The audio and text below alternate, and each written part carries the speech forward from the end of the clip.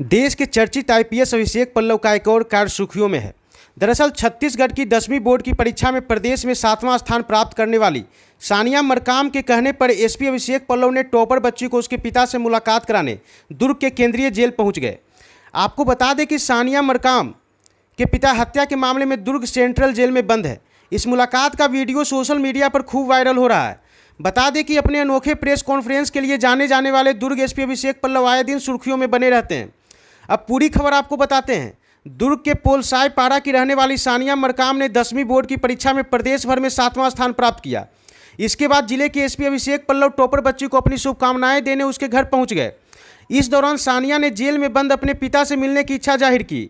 तब दुर्ग एसपी ने बच्ची के पिता के मामले को समझते हुए जेल अधीक्षक से फौरन बात की।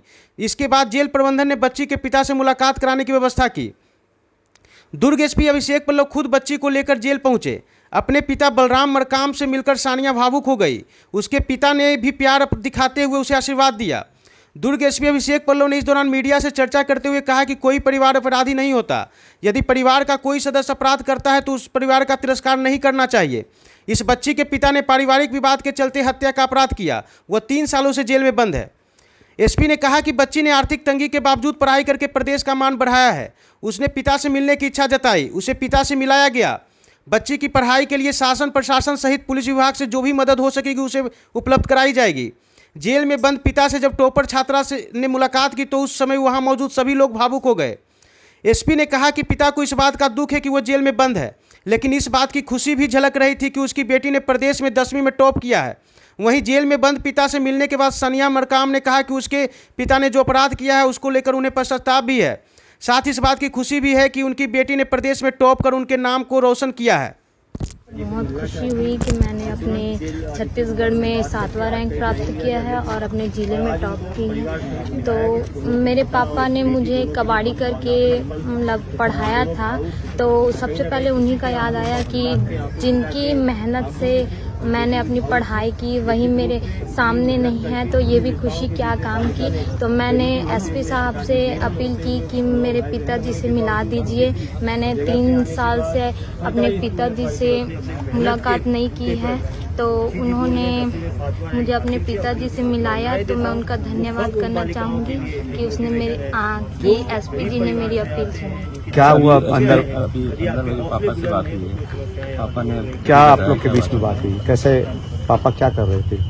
पापा के आंख में खुशी की आंसू थी कि मेरी बेटी मतलब टॉप की है, मेरा नाम रोशन की है, और वो बहुत खुश हो गए थे कि कुछ बोल भी नहीं पा रहे थे। तो पश्चाताप कर रहे थे वो? पश्चाताप कर रहे थे वो कि ऐसी घटना कर दी, क्या बोल रहे थे? हाँ, उनको एक सबक भी था पश्चाताप का और एक खुशी भी थी। जो किए हैं उनकी सजा के लिए पश्चाताप था, और मैंने टॉप किया उसकी खुशी उनकी आंखों में दिख रही थी। वो रोने लगे थे और बहुत ज़्यादा ही भावुक हो गए थे वो।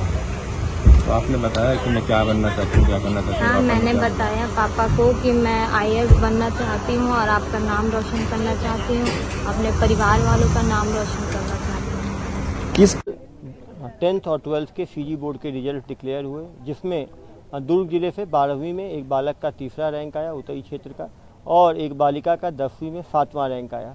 दोनों के घर बधाई देने के लिए मैं पहुंचा। जब शाम को बालिका के घर पहुंचा तो मुझे मालूम चला कि बालिका के एक भाई और उनके पिताजी एक मारपीट के मामले में एक बच्चे की डेथ हो गई, जिसमें कि 302 के तहत जेल में अवरुद्ध हैं। बालिका ने ये बात रखी कि वो अपने पिताजी से जेल जाने के बाद 3 साल से नहीं मिल पाई है। मिलने की उसने इच्छा जाहिर करी। तुरंत जेलर महोदय से बातचीत की गई और आज अगले दिन ही आज का डेट लेकर वहाँ परिवार सहित उनको मिलाया गया। पिताजी और बालिका दोनों काफ़ी भावुक हो गए। कहीं ना कहीं खुशी के आंसू थे, पिता के पश्चाताप के भी आंसू थे कि जो उसने किया। कहीं ना कहीं ये परिस्थितियाँ दिखाती हैं कि एक ही परिवार में एक बालक है जो चाकूबाजी करता है, नशा करता है, मर्डर कर देता है, जिसके कारण पिताजी भी साथ में जेल जाते हैं, और एक उसी परिवार में एक बालिका है जो कि पढ़कर अपने कलम की ताकत से राज्य भर में 7वीं रैंक लाती है। एक बालिका ने कलम चुना, एक बालक ने छुरी चाकू चुना, और आप उसका कंसिक्वेंसेस देख सकते हैं। ये भी दिखाता है कि कोई परिवार क्रिमिनल नहीं होता, उसके सदस्य कोई क्राइम करते हैं। हमें परिवार का तिरस्कार नहीं करना चाहिए, जिसने क्राइम किया है उसका तिरस्कार करना चाहिए, और बाकी लोगों को सम्मान के साथ देखना चाहिए। इस बच्ची ने इतनी मुसीबतों के बाद, परिवार में कोई कमाने वाला नहीं है, पिता जेल में हैं, परिवार में 9 भाई बहन हैं, सब भाई बहन पढ़ने वाले हैं, फाइनेंशियल प्रॉब्लम्स के बावजूद उसने अपनी मेहनत से शासकीय स्कूल में पढ़ते हुए 7वां रैंक हासिल किया। ये उन सभी बालक बालिकाओं के लिए एक मेंटर हैं, एक ये है कि यदि आप मेहनत करते हैं तो समस्याएं आपको रोक नहीं सकती। आपको गरीबी, जाति, धर्म, शहर, गांव, टाइप ऑफ स्कूल आपको सक्सेस होने से नहीं रोक सकते। यदि ज़िंदगी में तकलीफ़ें हैं तो और ज़्यादा हौसलों की आवश्यकता है और आप हौसले से कहीं भी पहुंच सकते हैं। ये देश की डेमोक्रेसी का भी सक्सेस है कि एक गरीब परिवार से आई हुई बच्ची जिसके पिताजी जेल में हैं, वो भी मेहनत करके 7वां रैंक हासिल कर पाती है, एक सपने देख सकती है।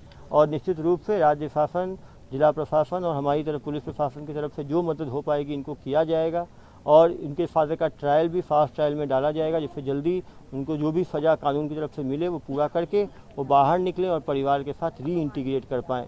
निश्चित रूप से बालिका ने अपनी मेहनत से अपने परिवार को, अपने